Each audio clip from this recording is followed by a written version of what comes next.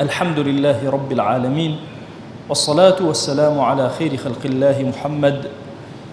وعلى آله وأصحابه الكرام وتابعيهم بإحسان إلى يوم الدين. أوصيكم عباد الله ونفسي قبلكم بتقوى الله وكثرة مخافته، فإن التقوى شعار المؤمنين ودثار المتقين، ووصية الله تبارك وتعالى في وفيكم وفي الخلق أجمعين. وشويسكام أرونا إما مجالسك ما فرين مجلس غيبتي ما تمام فريبين، يعني كان نشميرة بس غيبت كرمي، دكان كان نشميرة غيبت كرمي، برو يكتري وين مهر غيبت كرمي، إما وما ويرشينو باسو يكتري كرمي، قرشيو باس كرمي باسو خواي كم بينو مجلس كمان. أشم إما دائما مجلس كما أهل إيماني مجلس شادوتي وش فرن تشنني، يو باسو خواي يو باسو ويشا، باسو خلقي جنياتن.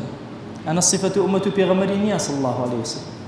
أشم إما مجلس كما فارم بمجالس تر. أبو سعيد خدري بما فارو بما جلنا وفرماو جارش بيغمريان صلى الله عليه وسلم، يعني كوشوا ببلا أماد لمزجي جماعة إيمان دار مزجي كان نشتبن مرة صحابي بيغمريان صلى الله عليه وسلم فرماواش شمتشيش نشتن ديره تشيغنا قسمت مو بخواي بيتشيش نشتن ديره واشا يا رسول الله صلى الله عليه وسلم والله ما نشتم ذكر خواي كرمي حكي ترمانية نشتم باس خواي كرمي يادو خواي كرمي فضلك اخواي سرنا باس كرمي نعمتك اخواي باسي كرمي فرماواج من تومت بارتا مكرو كاتي قسمتا مونا جبرائيل إيسا والسرى بيلا مواتج إي جماعة مزينا نشتين للذكر يا خواي كرا إني لا خواجه لجو لا ملائكة وبقورة باس شاكرو واتم بزانو چجور الذكر چيش كردش من نشتين دي زاندي اگر انسان چيوش وش گرك بو دائما باسش کرد حتى ما شكر دي ساعة حزبك وش ما گركينا قر مجلسينا محاولة كلمة سياسة حزبك وما باس كرمي كلنا عيبي وفرق ورن بأهل إيمان براكري جايشان إنسان بي والشريف يعالويني تماشكري قصي كرو بمصلحته حزبك ايش زي چن قولانا بو كلنا ماشون بس خوا ما وش گرك بو قر مجلسينا بس باسو خواي كرمي دنيا چشنو باسش كري زر چشا باس كري قر مجلسينا جايشان كسي چانهن كروش فرا وش قرك دائما مجالس كان بس باسو كركش كر وعشق جيناتها ضل جيناتها كره امته بيغمري صلى الله عليه وسلم مجالس كان بس خواي باس كذا اگر باسو هر نعمته وكرياته ما شكر بشتي شو تو خواي ويني فرق بينه كافر ومسلمان هر اننا كافر قر نعمته وانا تنها نعمته كيوينو مسلمان قر نعمته وانا خوا بشتو نعمته كيوينو اشنو مجالس كان نوع تربه أبيش واسو أروين نبا إما أشم أهل الذكر بيم كتنهان مي وما تنيا ذكر خواي كرمي كاتي إنامي بيو هر ذكر خواي كرمي نشمير يا بالي جن مي هر ذكر خواي كرمي كاتي كوا مجتمعكم والجانا نشميرة تن يكتري مجلس كاما أنا هر باس خواي كرمي إن صفة أهل دويني فروكاتي بنا ما شاء كين مسلمان الراستقينا مسلمان الراستقينا برواك دي أنا نيا الرشو مزاري وجهو بيسمن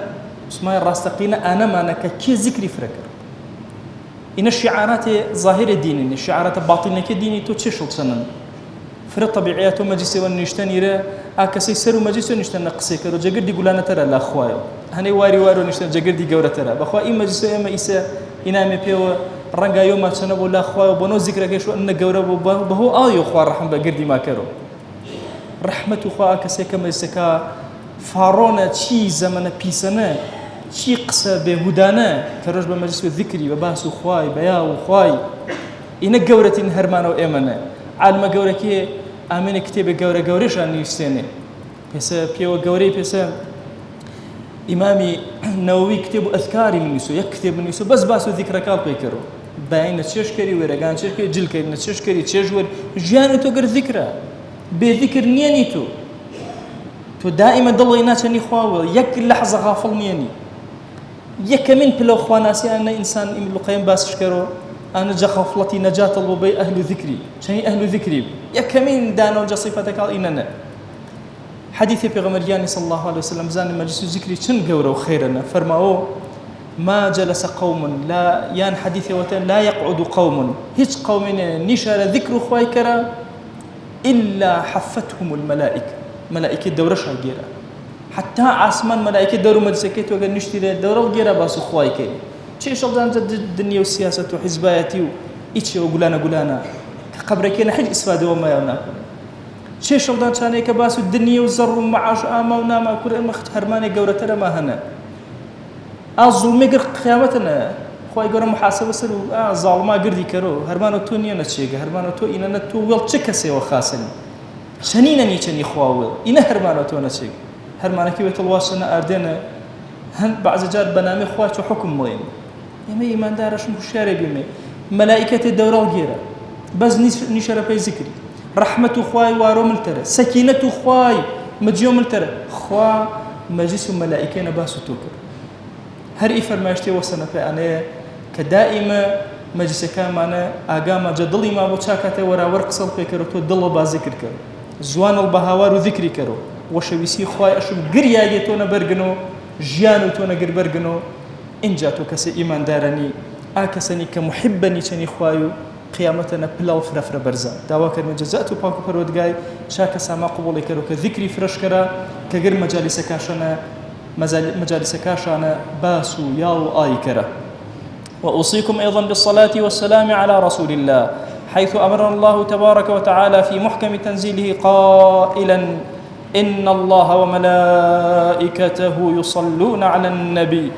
يا أيها الذين آمنوا صلوا عليه وسلموا تسليما اللهم صل على سيدنا محمد وبارك على سيدنا محمد كما صليت وباركت على إبراهيم وعلى آل إبراهيم إنك حميد مجيد اللهم اغفر للمؤمنين والمؤمنات وللمسلمين والمسلمات ولمن أنشأ هذا المكان اللهم أعز الإسلام والمسلمين وأهلك الكفرة والملحدين اللهم انصر من نصر الدين واخذل يا رب من خذل الإسلام والمسلمين اللهم آت نفوسنا تقواها فزكها أنت خير من زكاها أنت وليها ومولاها آمين آمين والحمد لله رب العالمين أقم الصلاة يرحمك الله.